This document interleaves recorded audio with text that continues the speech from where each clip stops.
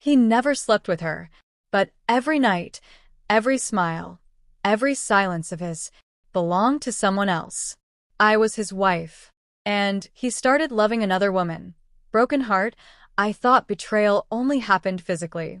Little did I know, emotional betrayal hurts far more than any physical act. He was with me, but his attention, his words, his heart were with someone else. And the most painful part? He said, I didn't do anything wrong. Hello, dear listeners. Thank you for joining me today. Before I begin my story, I would be very happy if you subscribed to the channel and left a comment writing which state or country you are listening from. It always warms my heart to see how far our stories travel. My name is Sarah Williams. I live in the United Kingdom, in a quiet neighborhood where mornings smell like fresh coffee and evenings are wrapped in polite smiles and closed curtains. From the outside, my life looks calm, respectable, normal. People often say, "You're lucky. You have a good husband, a stable life." I used to believe that too. I'm 32 years old. I'm a wife. And I'm a woman who learned the hard way that betrayal doesn't always happen in bedsheets. Sometimes it happens in messages, in late-night conversations, in feelings that were never meant to belong to someone else. My husband's name is Daniel. We've been married for 7 years. Daniel was the kind of man people trusted instantly. Soft-spoken, intelligent, always calm. The sort of man your parents approve of and your friends say, "You did well." And I thought so too. We met years ago, long before life became complicated. He made me feel chosen, safe, seen. When we got married, I truly believed I had found my forever. Our life wasn't perfect, but it was real. Sunday mornings with tea instead of coffee. Netflix nights where we never finished a film. Small arguments that ended in laughter. I trusted him with everything. That's why it took me so long to realize something was wrong. It didn't start with lipstick on his shirt. It didn't start with secret hotel rooms or unexplained expenses. It started with distance. At first, it was subtle. He stopped telling me about his day. Conversations became shorter. His phone, once casually left on the table, was now always face down. I told myself it was work stress. Everyone gets tired. Everyone changes a little. But love teaches you the sound of someone's silence. At night, he lay beside me, his body warm, familiar, yet unreachable. I would talk and he would nod. I would ask questions, and he would answer without really answering. One evening, I asked him gently, "Are you okay, Dan?" He smiled. That same soft smile I had fallen in love with. "Yeah, I'm fine. Just tired." But his eyes didn't meet mine. Weeks passed, then months. He started laughing more, just not with me. I noticed it one night when I walked past the living room and heard him chuckle quietly at his phone. It wasn't a big laugh. It was worse.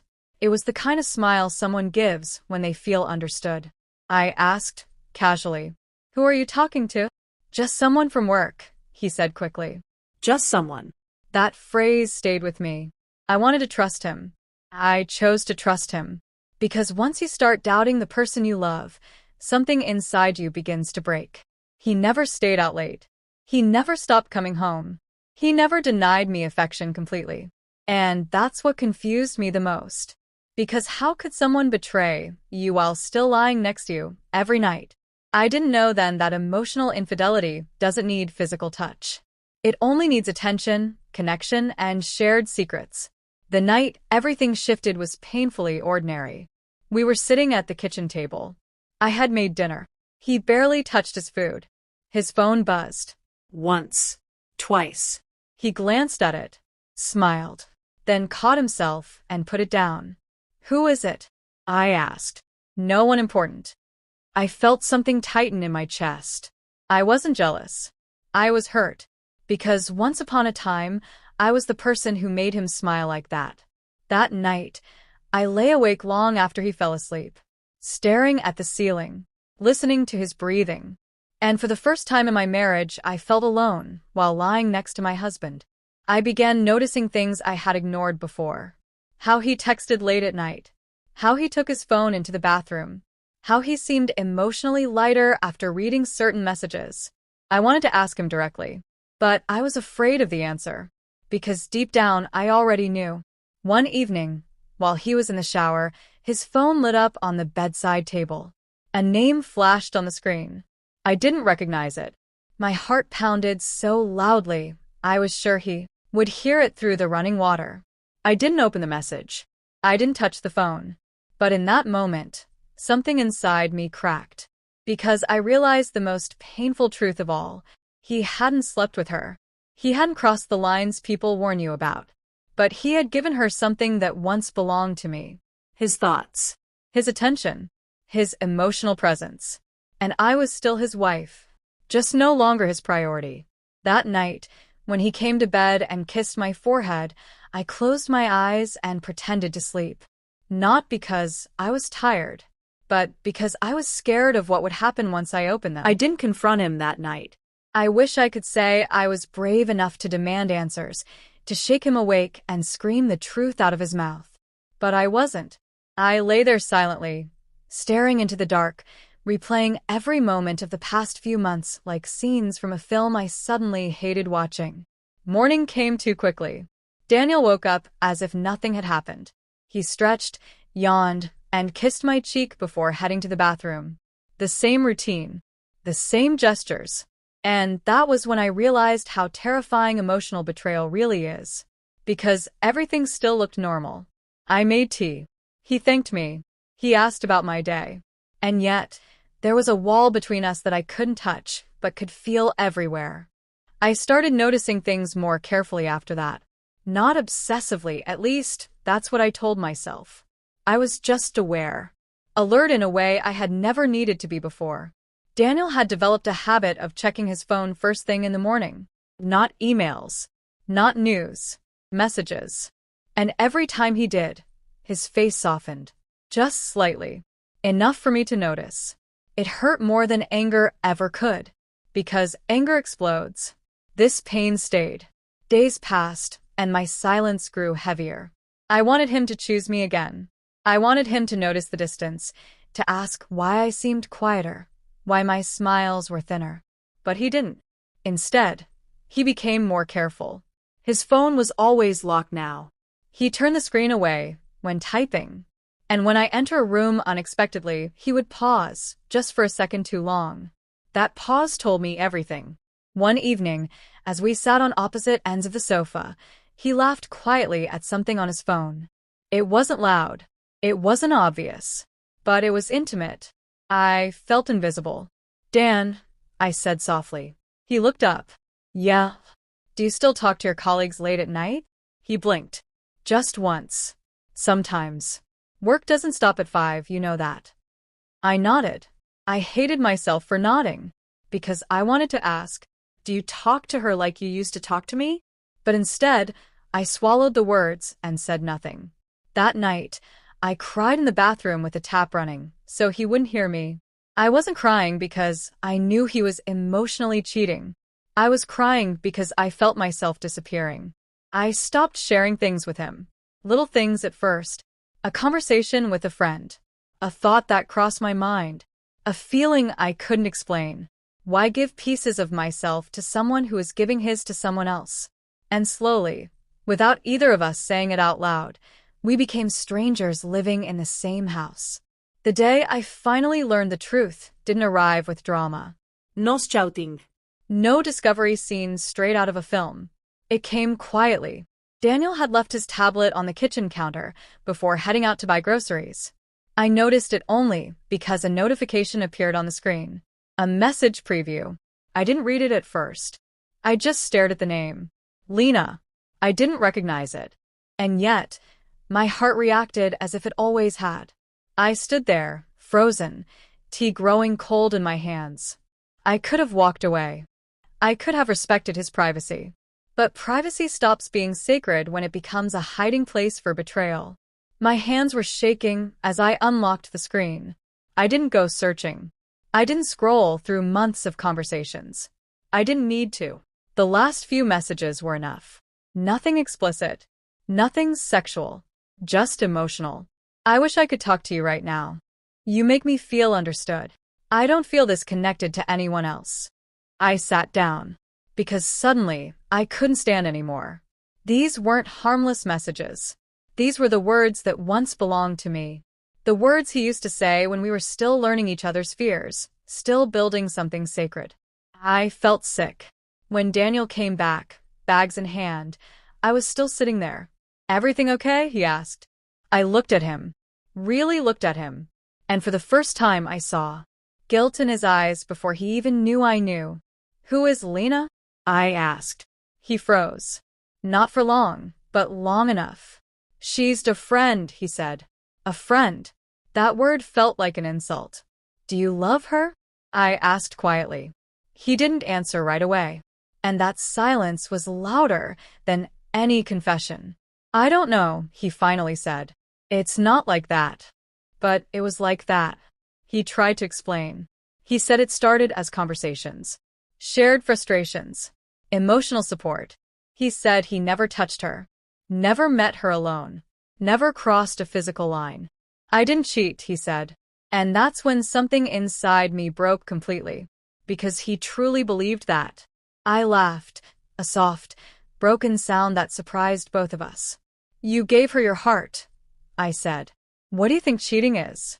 He looked at me then. Really looked. And for a moment I think he saw the damage. But instead of apologizing properly, instead of taking responsibility, he said something that I will never forget. "I didn't think it would hurt you this much." As if my pain was an inconvenience. As if my love had been optional. I didn't shout. I didn't cry. I simply stood up and said, "I need some air." I walked out of the house and kept walking until my legs hurt and my chest burned. I felt hollow, like someone had scooped out everything I was and left a shell behind. I realized something terrifying that night. I was still his wife. But I was no longer the woman he ran to emotionally. And once that changes, everything changes. I walked through the foggy streets of London that night, the chill biting my cheeks, but nothing compared to the cold I felt inside. My hands were shoved deep into my coat pockets, but it didn't help. My heart was shaking, and every step I took felt heavier than the last. I couldn't go back home. Not yet. Not until I decided how I was going to face Daniel, and the truth he refused to fully admit to himself. I had loved him with every fiber of my being. And yet, here I was, realizing that love isn't always enough. That sometimes the person you trust the most can give pieces of themselves away, not physically, but emotionally, and that is a betrayal that cuts deeper than any physical act. For the next few days, I tried to act normal. I cooked dinner. I smiled. I even laughed when he made a joke. But every smile felt like a mask I was wearing for his comfort, and every laugh reminded me that the man I thought I knew so well had given a part of his heart to someone else.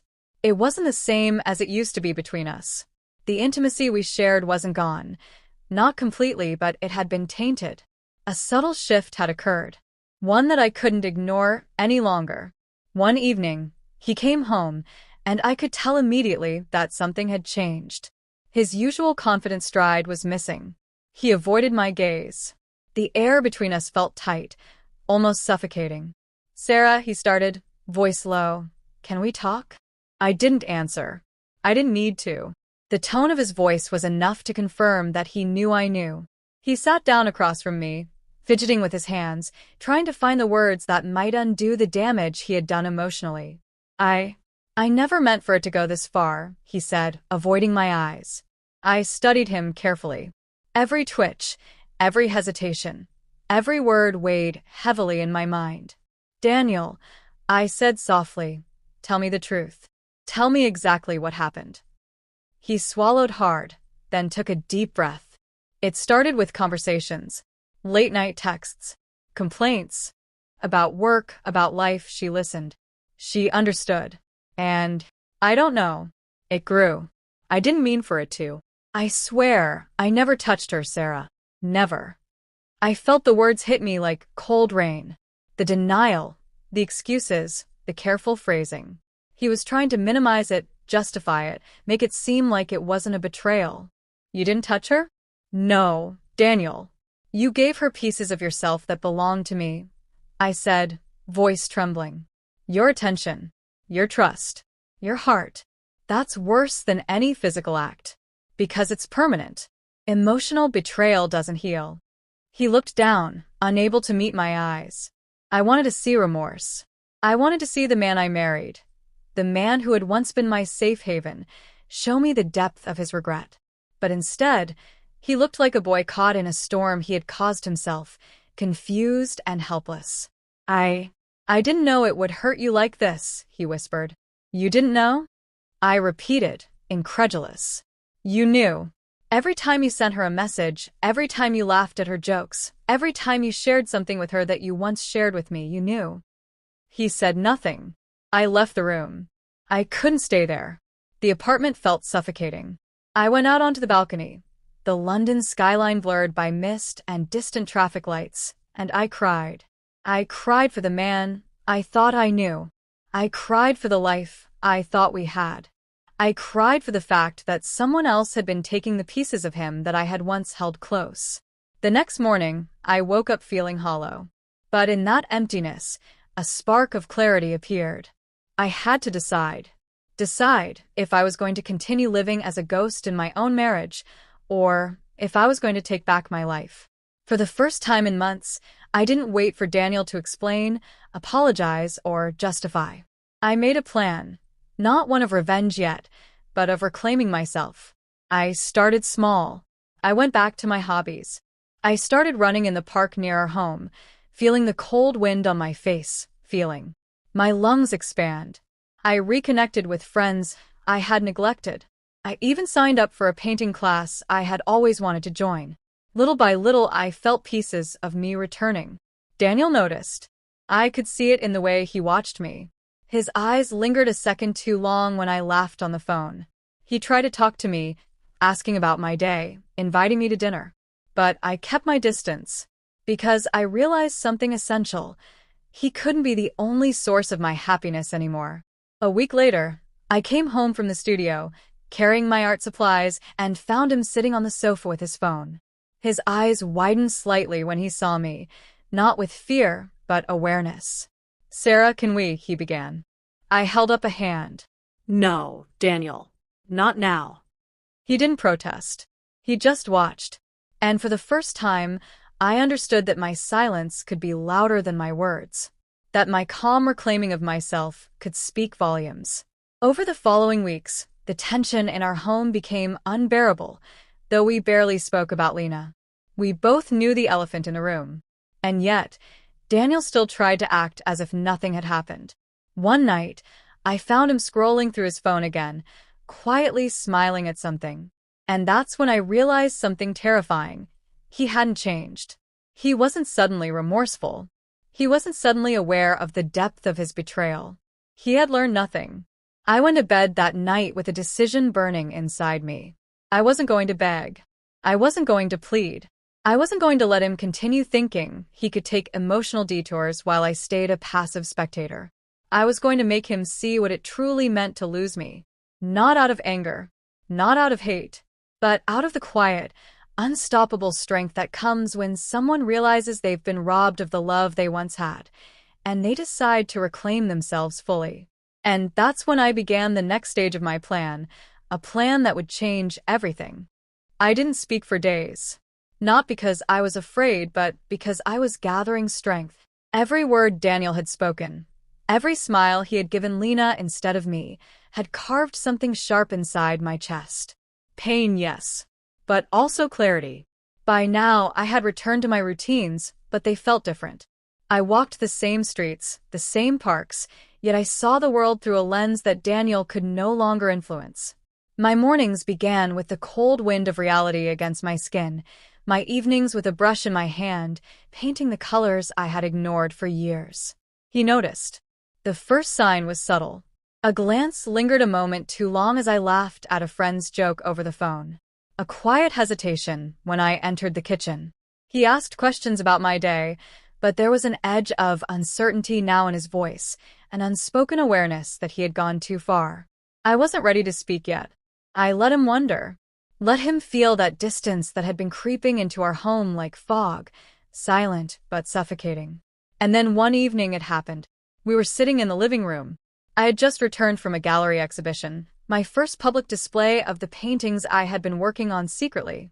My friends had praised my work, and for the first time in months, I felt a surge of pride that had nothing to do with Daniel. He was scrolling on his phone, pretending to be absorbed, but I could sense him watching me out of the corner of his eye. "Sarah," he began. I didn't look at him. I continued adjusting the frame of one of my paintings. I think we need to talk," he said, this time with more urgency in his voice. I finally turned, holding his gaze calmly. "About what, Daniel?" He hesitated. He never hesitated before. He rarely stumbled over his words when speaking to me. But now he was unsure. "About us, about Lena." I didn't flinch. I didn't raise my voice. I let him feel the weight of his own admission in the quiet between us. I didn't realize how much this was hurting you," he said, finally, eyes meeting mine but only briefly. I shook my head. "Hurting me? Daniel, you've broken something far deeper than what you think. It's not about hurt. It's about betrayal. Emotional betrayal. You gave pieces of yourself to someone else that were mine." His face paled. I could see the panic rising now, a subtle trembling in his hands. I didn't mean it," he stammered. "You didn't mean it? That's all you have to say?" I asked, voice steady but cold. "Do you understand what it feels like to be replaced while still being present? Do you understand what it feels like to love someone with your entire heart and see them give parts of themselves to someone else and think it's okay?" His throat moved. Words failed him. For the first time, I saw Daniel not as my confident, charming husband, but as a man caught in the consequences of his own choices. I thought it was harmless," he said finally. "Harmless?" I echoed, incredulous. "Do you hear yourself? Do you even hear what you're saying? Emotional affairs are not harmless, Daniel. They destroy trust. They destroy intimacy. And most importantly, they destroy the person you once promised to cherish above all else." He swallowed hard. I don't know what to say." "Then don't say anything," I replied, standing slowly. "Just feel it. Feel what you've done. And maybe then you'll understand the emptiness you've created between us." I walked past him to the kitchen, grabbed a glass of water, and drank slowly. Every sip was a reminder of my strength. Every breath a claim that I was still here, still intact, and not the woman he thought he could quietly betray without consequences. That night, sleep did not come easily. I lay awake, thinking about everything that had happened, everything I had endured, and everything I still had the power to decide. The next morning, I made another decision. This wasn't about revenge yet. It wasn't about exposing him to anyone. This was about me, about reclaiming my life, my dignity, and my sense of self. I started planning small changes. Things he would notice, but not immediately. Small acts of independence, taking evening walks alone, spending time with friends he couldn't control, registering for art classes he hadn't wanted me to join, and even meeting a few of my colleagues for coffee, just women friends, nothing more. He noticed, of course, and the panic in his eyes grew. That quiet, smug confidence he had once worn so effortlessly was gone. Now he was anxious, uncertain, questioning whether he had actually lost me forever. One evening, he confronted me while I was painting in the studio. "Sarah, are you doing this to hurt me?" I looked up calmly, paintbrush in hand, colors scattered across the canvas. "Doing what?" "All of this," he said. "Ignoring me. Spending time on yourself. Making me feel like I don't matter anymore." I smiled faintly. "Daniel, I matter. I've always mattered. You just forgot that someone's heart is not a playground. And now you're feeling what it's like to lose attention you thought was yours to take for granted." His hands trembled slightly. "Sarah, I don't know what to do. You can start by being honest." Fully honest. No excuses. No minimizing. No pretending this didn't happen. He nodded, swallowing hard, the color drained from his face. He began, and then paused. I could see the internal struggle tearing him apart. Part of him wanted to confess everything fully. Part of him wanted to protect himself. But I knew. I had already seen the messages, the smiles, the late-night laughter, the emotional bond he had given to someone else. I knew. And for the first time in months, I felt free. Because freedom doesn't come from punishing someone else. It comes from reclaiming your own heart, your own life. The days that followed were tense. Daniel tried to reach out in small ways, offering a cup of tea, asking about my day, sitting closer on the sofa. But I maintained my distance. I didn't push him away with anger. I didn't humiliate him. I simply let him feel the consequences of his choices. And he did. I could see it in his eyes. Guilt, fear, panic. For the first time, he understood what it was like to be emotionally abandoned by someone he had taken for granted. The breakthrough came one evening when I returned from my art class. My friend had encouraged me to enter a local exhibition, and one of my paintings had received recognition. I walked into the flat, and Daniel was sitting on the sofa, phone in hand, scrolling aimlessly. I didn't speak. I just stood there. His eyes widened slightly. He knew. He knew I was no longer the woman waiting silently for his attention. He knew I had grown beyond the boundaries he thought he could control. And then I did something I had never done before. I smiled. Not a sad, broken smile. Not a forced one. A real smile. One that came from the knowledge that I had survived, that I was reclaiming my life. Daniel stared at me, speechless. You think this hurts you more than it does me? I asked softly. It hurts, yes. But I've realized something, Daniel. I'm stronger than you ever thought I was. And nothing, not your guilt, not your excuses, not your lies, can take that from me. He opened his mouth, but no words came. That night, I slept alone, but I was not lonely. I had my own life, my own strength, my own clarity. And for the first time in a long time, I felt the power of being truly, unapologetically myself. The days after that night felt surreal. Daniel had finally started to understand, though not fully yet, the depth of his mistakes. I didn't need to shout. I didn't need to beg. I just continued living, fully, boldly, unapologetically. And that, more than anything, was what shook him. I had begun spending more time with friends, with my art, with the life I had once paused for him. Every step I took in the world reminded me that I existed independently of his choices. Every smile, every laugh, every moment of genuine happiness was a small rebellion, a silent statement. I am here. I am enough. And I will not be broken. Daniel noticed. I could see the panic growing in his eyes every time I left the apartment, every time I answered a text or call from someone outside our home. He tried to intervene, subtly at first, a question about my day, a suggestion of dinner together, but I had learned the power of calm distance. One evening, he sat across from me in the living room, his hands shaking slightly as he fiddled with a pen he had picked up from the table. "Sarah, please, we need to talk," he said, almost pleading. I looked at him for the first time without fear, without the lingering hurt of months of emotional neglect. My eyes were steady, calm, but full of fire. "I am listening," I said softly. He took a deep breath. I never realized, I never thought what I did I didn't understand how much it hurt you. I shook my head. "No, Daniel. You didn't understand because you never wanted to. You thought it was harmless. But what you didn't see is that emotional betrayal is worse than any physical act. It's silent. It's invisible. But it leaves scars that never fade." His face paled, and I could feel his panic rising. I can fix it. I'll do anything. I'll prove to you." I laughed softly, a sound he hadn't heard in months. Prove? "Daniel, this isn't about proving anything anymore. You've already given pieces of yourself to someone else that were mine. And that cannot be undone." He stared at me, wide-eyed. I could see the sudden realization, the fear that he had finally grasped the gravity of his actions. I continued, calmly but firmly. "I don't need apologies.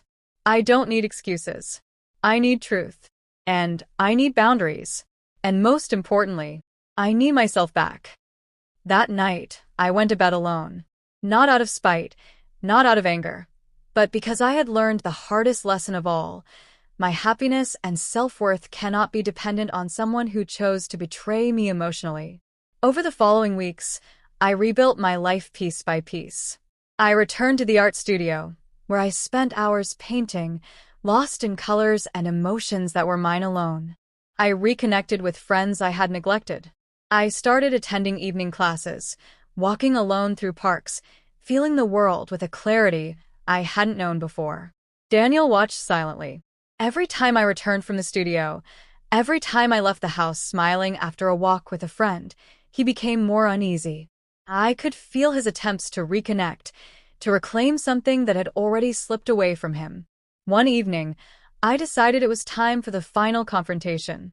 I invited him to the living room, where we had first shared our happy evenings together, where laughter and warmth used to fill the space. I stood in front of him, calm, composed, yet radiating a strength he had never truly recognized. "Daniel," I said, "I need you to understand something. You cannot take back what you gave away. You cannot erase the emotional connection you created with her. But you can face the consequences of your choices." His voice trembled. "Sarah, I don't know how to. I I raised my hand gently, stopping him. "She'll listen. I am not here to yell. I am not here to hurt you. I am here to make you see the reality. The reality that you chose her over me, even if just emotionally. And now, you will live with that truth every single day." Tears welled in his eyes.